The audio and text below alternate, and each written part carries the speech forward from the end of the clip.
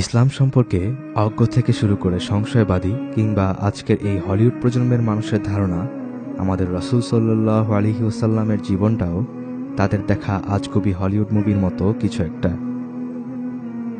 সেখানে গল্পের চরিত্রের মতো প্রিয় নবীর জীবনটাকেও এরা ফ্যান্টাসি মনে করে, কিন্তু বাস্তবতা আমাদের এই হলিউড প্রজন্মের মতো এত ফ্যান্টাসিতে ভরা ছিল না। আমাদের নবী রাসূল সাল্লাল্লাহু আলাইহি ওয়াসাল্লামও একজন মানুষই ছিলেন। তিনি কোনো জাদুকর ছিলেন না, সবসময় জায়নামাজে চড়ে উড়ে বেড়াতেন না, শুধু অলৌকিকতা দেখিয়ে বেড়াতেন না। আমাদের মুহাম্মদ সাল্লাল্লাহু আলাইহি ওয়াসাল্লামও একজন মানুষই ছিলেন। কেমন মানুষ? তিনি আমাদের রাসূল সাল্লাল্লাহু আলাইহি ওয়াসাল্লাম, যিনি আগে পরে সমস্ত গুনাহ মাফ করে দেওয়ার পরও আল্লাহর কাছে দিনে শতবার তওবা করতেন, যিনি মাঝরাতে তাহাজ্জুদের সালাতে দাঁড়াতেন। এই দাঁড়ানো এত দীর্ঘ হতো যে পা ফুলে যেত। যখন ওনার স্ত্রী ওনাকে প্রশ্ন করত, আপনার এত কষ্ট করার কি দরকার, আপনার তো আগে পরে সব গুনাহ মাফ করে দেওয়া হয়েছে, তিনি বিনয়ের সাথে উত্তর দিতেন, আমি কি আল্লাহর কাছে কৃতজ্ঞ হব না? তিনি আমাদের রাসূল সাল্লাল্লাহু আলাইহি ওয়াসাল্লাম, যিনি সন্তানের মৃত্যুতে কেঁদেছেন, স্ত্রীদের সাথে অভিমান করে ঘর থেকে বের হয়ে গেছেন, যিনি নিজের ছেঁড়া জামা নিজের হাতেই সেলাই করেছেন, যিনি যুদ্ধ করেছেন, যুদ্ধের ময়দানে আল্লাহর রাস্তায় নিহত হওয়া সঙ্গীদের মাথা কোলে নিয়ে অঝরে কেঁদেছেন, যিনি নিজে কবরে নেমে তাদের কবরস্থ করেছেন, যিনি কিশোরী স্ত্রীর সাথে দৌড় প্রতিযোগিতা করেছেন, প্রিয়তম স্ত্রী খাদিজার মৃত্যুতে ব্যথিত হয়েছেন, মাঝরাতে তার কবরের পাশে গিয়ে ধুঁকড়ে কেঁদেছেন। তিনি আমাদের মতোই একজন মানুষ। তিনি আমাদের রাসূল সাল্লাল্লাহু আলাইহি ওয়াসাল্লাম, দিনের পর দিন যার বাড়ির চুলায় আগুন জ্বলত না, পানি আর খেজুর খেয়ে মাসের পর মাস চলে যেত। ক্ষুধার্ত সাহাবী এসে ক্ষুধার জ্বালায় নিজের পেটে পাথর দেখালে তিনি নিজের জামা তুলে দেখাতেন তার পেটে এর চেয়ে বেশি পাথর বাঁধা।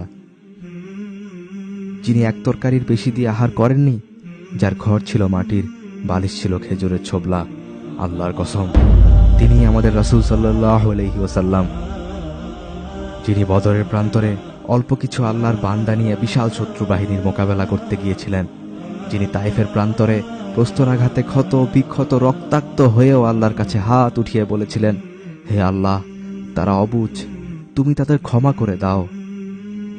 তিনি আমাদের রাসূল সাল্লাল্লাহু আলাইহি ওয়াসাল্লাম, যিনি নিজের পিতামাতার জন্য দোয়া করার অনুমতি পাননি, যিনি মৃত্যুর সময় চেতন অবচেতন অবস্থায় বারবার আওড়িয়ে যাচ্ছিলেন, উম্মতি উম্মতি উম্মতি। সাহাবীদের সাথে চলতে গিয়ে তিনি কেঁদে উঠলেন। সাহাবীরা কান্নার কারণ জিজ্ঞাসা করলে তিনি বললেন, আমি আমার ভাইদের জন্য কাঁদছি। সাহাবীরা জিজ্ঞাসা করলেন, ইয়া রাসূলুল্লাহ, আমরা কি আপনার ভাই নই? তিনি জবাব দিলেন, তোমরা তো আমার সাথী, আমার ভাই হলো তারা যারা আমার পরে আসবে আর আমাকে না দেখেই আমার উপর ঈমান আনবে। হ্যাঁ, তিনি আমাদের রাসূল সাল্লাল্লাহু আলাইহি ওয়াসাল্লাম, যিনি আমার আপনার জন্মের আগেই আমাদের জন্য চোখের পানি ফেলে গেছেন। তিনি আমাদের রাসূল সাল্লাল্লাহু আলাইহি ওয়াসাল্লাম, যার আত্মীয় স্বজন গোত্রীয় লোকেরাই ওনাকে হত্যার জন্য উঠে পড়ে লেগেছিল, যিনি আল্লাহর দিনের জন্য ঘর বাড়ি আত্মীয় স্বজন সবকিছু ছেড়ে গেছেন, যিনি শতাব্দীর হাত থেকে বাঁচতে পাহাড়ে পাহাড়ে গুহায় গুহায় ঘুরে বেরিয়েছিলেন। মুশরিকরা যখন একের পর এক ক্ষমতা সম্পদ নারীর লোভ দেখাচ্ছিল, তখন তিনি তাদের বলেছিলেন, আমার এক হাতে চন্দ্র আর আরেক হাতে সূর্য এনে দিলেও আমি এই সত্য প্রচার থেকে বিরত হব না। হয় এই পথেই বিজয় লাভ করব, নয়তো এই পথেই ধ্বংস হয়ে যাব। হ্যাঁ, তিনি আমাদের রাসূল সাল্লাল্লাহু আলাইহি ওয়াসাল্লাম, যার জন্য সাহাবীরা আপন পিতা ভাইয়ের বিরুদ্ধে যুদ্ধ করেছেন। যুদ্ধলব্ধ গরিমা না পেয়ে মন খারাপ করা আনসারদের যখন তিনি বললেন, এটাই কি তোমাদের জন্য উত্তম নয় যে তারা দুনিয়া পেল আর তোমরা তোমাদের রাসূলকে পেলে, তখন চারিদিকে কান্নার রোল পড়ে গিয়েছিল। তিনি তো আমাদের রাসূল সাল্লাল্লাহু আলাইহি ওয়াসাল্লাম, যিনি খোদ অমুসলিমদের কাছেও আস্থার প্রতীক ছিলেন। অমুসলিমরা তার কাছে বিচার ফয়সালার জন্য আসত। তারা জানত মুহাম্মদ আর যাই হোক অবিচার করবে না, যিনি আমাদের জন্য হাসরের মাঠে আল্লাহর কাছে শাফায়াত করবেন, আমাদেরকে হাউজে কাউসারের পানি পান করাবেন। তিনি আমাদের রাসূল সাল্লাল্লাহু আলাইহি ওয়াসাল্লাম।